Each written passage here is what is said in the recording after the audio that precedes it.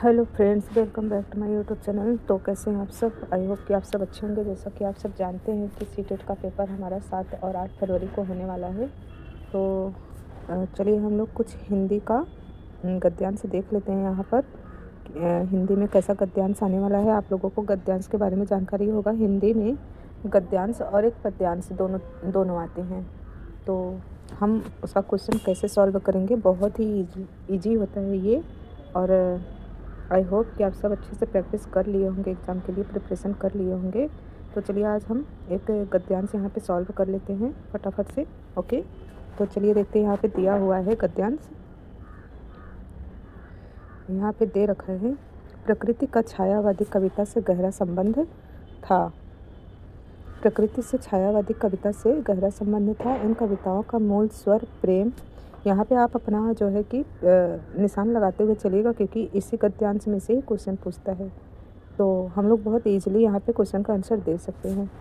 इन कविताओं का मूल स्वर प्रेम, प्रकृति और रहस्यमयता रहा है। यह रहस्यमयता किसी अज्ञात सत्ता के प्रति कौतूहल एवं जिज्ञासा की भावना के रूप में प्रकट हुई है। निराला ने अपने, तो निराला ने से मतलब समझ रहे हैं, जो है कि हरि वो लिखते हैं ना वहाँ पे, क्या बोलते हैं। तो यहाँ पे जो हमारे पोएट हैं, जो गद्यांश कोई इसको लिखे हुए हैं, दिनकर सिंह निराला करके ऐसे कुछ नाम है, शायद हमको अभी ठीक से याद नहीं आ रहा है, बताते हैं आप लोग को। तो उन्होंने ही इसके बारे में बोला है। तो निराला ने प्रकृति के मोहक रूप, निराला मतलब ये जो है कि पोएट हैं हमारे, ठीक है, मीन्स ये स्टोरी जो लिखे हैं निराला, प्रकृति के मोहक रूप के साथ साथ विराट और कठोर रूप का भी चित्रण किया है, ठीक है। पूर्ववर्ती गीतों में निराला का झुकाव शास्त्रीय राग रागनी की ओर है, तो बाद के गीतों में वे क्रमशः लोकगीतों की भूमि के निकट पहुंचते हैं। निराला की कविता में ग्राम्य परिवेश के जीते जागते चित्र मिलेंगे। मतलब कहने का मतलब ये है कि इनका जो भी कविता होता है उनके अंदर हम लोग को क्या होता है, जैसे लगता है कि हाँ, जागृत किया हुआ सभी वर्णन किया गया रहता है। चित्र मिलेंगे, जन बोली के प्रति झुकाव मिलेगा और आधुनिक भाव बोध मिलेगा। तो यहाँ पर अब हम देख लेते हैं क्वेश्चन। यहाँ पे पूछा है, प्रस्तुत गद्यांश में किस छायावादी कवि के बारे में लिखा गया है। देखें, सबसे पहला क्वेश्चन यही पूछ लिया है। तो चलिए हम लोग देख लेते हैं कि सबसे पहला ये कौन लिखा है। तो ऑप्शन में हमको दिया होगा, तो यहाँ पर है निराला ने इसके बारे में लिखा है। तो निराला के बारे में या छायावादी कवि के बारे में यहाँ पे पूछा गया, प्रस्तुत गद्यांश में किस छायावादी कवि के बारे में लिखा गया है। तो यहाँ है निराला, ठीक है, हम ऑप्शन लगा देते हैं बी। चलिए हम नेक्स्ट देखते हैं। छायावादी कविताओं का मूल स्वर प्रेम, प्रकृति, रहस्यमयता। छायावादी कविताओं का मूल स्वर प्रेम, प्रकृति, रहस्यमयता रही है। मूल स्वर से क्या अभिप्राय है? मैंने आपसे पहले बोला था कि यहाँ पर जो है कि हर एक शब्द से ही क्वेश्चन बन जाता है। तो यहाँ हम लोग देखते हैं, यहाँ पर इस लाइन में दे रखा है, ठीक है। देखिए, ये इस लाइन में हमारा दे रखा है, कविताओं का मूल स्वर प्रेम, प्रकृति और रहस्यमयता रहा है। तो इसका आंसर क्या हो जाएगा? मूल स्वर से क्या हो जाता है? महत्वपूर्ण स्वर, या फिर हो सकता है मुख्य ध्वनि, ठीक है। तो यहाँ पे हमको बिल्कुल भी कंफ्यूजन नहीं होना है। मुख्य ध्वनि का मतलब भी जो होता है मूल स्वर होता है, महत्वपूर्ण स्वर का मतलब भी मूल स्वर ही होता है। तो हमको अगर लगाना होगा तो हम किस पे लगाएंगे? तो हम लगाएंगे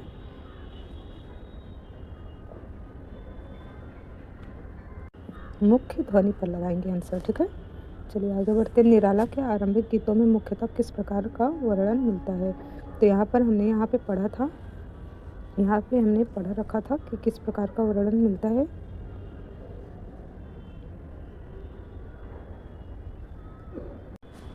तो यहाँ पर क्वेश्चन है, निराला के आरंभिक गीतों में मुख्यतः किस प्रकार का वर्णन मिलता है। तो हम यहाँ पर पहले ही हमने यहाँ पर पढ़ लिया था। तो यहाँ पर आप देख सकते हैं कि हमारे गद्यांश में ही आंसर छिपा हुआ है। तो गद्यांश को आप लोग बहुत अच्छे से ही रीड करिएगा। यहाँ पे लिखा हुआ है, प्राकृतिक सौंदर्य को दर्शाने वाले अनेक गीत लिखे हैं। तो यहाँ पूछा गया है कि निराला के आरंभिक गीतों में मुख्यतः किस प्रकार का वर्णन मिलता है। तो हमें किस प्रकार का वर्णन मिलता है, तो ये हमें प्राकृतिक सौंदर्य को दर्शाने वाला वर्णन मिलता है। ठीक है, चलिए नेक्स्ट आगे बढ़ते हैं। क्वेश्चन नंबर 4, छायावादी कविताओं की रहस्यमयता किस रूप में प्रकट हुई है। यहाँ पे पूछा गया है छायावादी कविताओं की रहस्यमयता किस रूप में प्रकट हुई है। तो यहाँ पे ऑप्शन दे रखा है ज्ञात सत्ता के प्रति जिज्ञासा, या फिर ज्ञात सत्ता के प्रति जिज्ञासा, दे रखा है अज्ञात सत्ता के प्रति जिज्ञासा, तीसरा ऑप्शन दे रखा है अज्ञात सत्ता के प्रति कौतूहल, चौथा ऑप्शन दे रखा है अज्ञात सत्ता के प्रति सम्मान। तो हमने यहाँ पर पढ़ा था छायावादी कविताओं की जो रहस्यमयता होती है किसके रूप में प्रकट की गई है, तो हमने यहाँ पर पढ़ा था किसी अज्ञात सत्ता के प्रति कौतूहल के रूप में इसको जो है प्रकट की गई है। तो हमारा ऑप्शन नंबर सी यहाँ पर सही होगा। ओके, चलिए नेक्स्ट क्वेश्चन देखते हैं। यहाँ पे विराट और कठोर रूप का भी चित्रण है।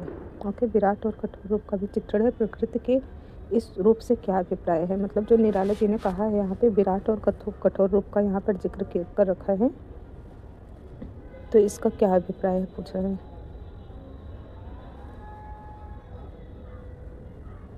यहाँ पे दे रखा है हमारा विराट और कठोर रूप का क्या अभिप्राय है। तो इसका मतलब क्या हो गया है कि जिन पर अनेक कविता निराला के यहाँ मिल जाएंगी, निराला ने प्रकृति के मोहक रूप के साथ साथ विराट और कठोर रूप का चित्रण किया है। तो इसके साथ में क्या हमें और मिल जाएगी, तो इसका मतलब है ये मनोहर।